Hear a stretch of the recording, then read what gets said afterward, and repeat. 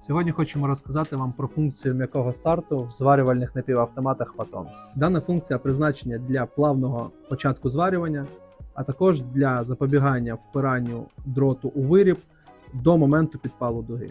Після підпалу дуги швидкість подачі дроту автоматично збільшується до налаштованої заздалегідь в параметрах.